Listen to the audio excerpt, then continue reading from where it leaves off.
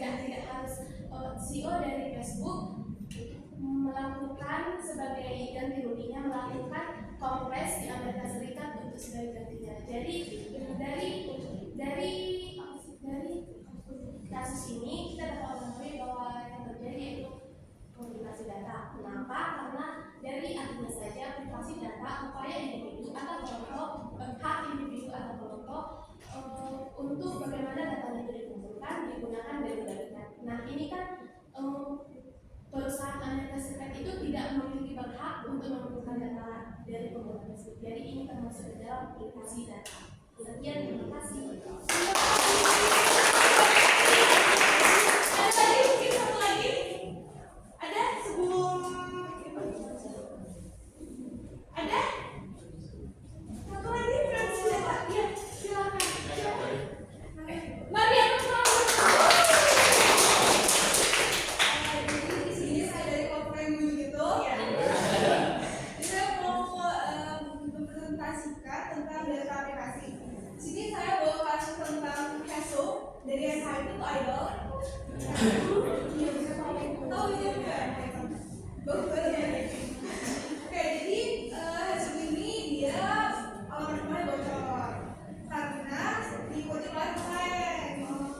Itu dari saya ini, saya itu kayak mungkin ya, Idol.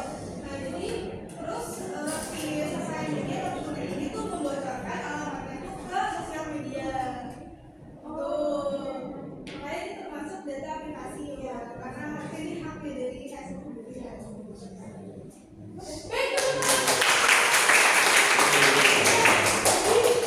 ya, jadi kalau misalnya yang tadi disampaikan Resti itu benar-benar sebuah kasus yang komplikated sekali ya.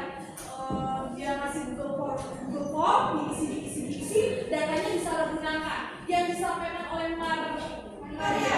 Maria itu sebenarnya sederhana tapi sering kali kita temui. Kita dikuntit, iya di stalk. Oke, diuntit kan namanya? Diuntit atau di stalker gitu ya.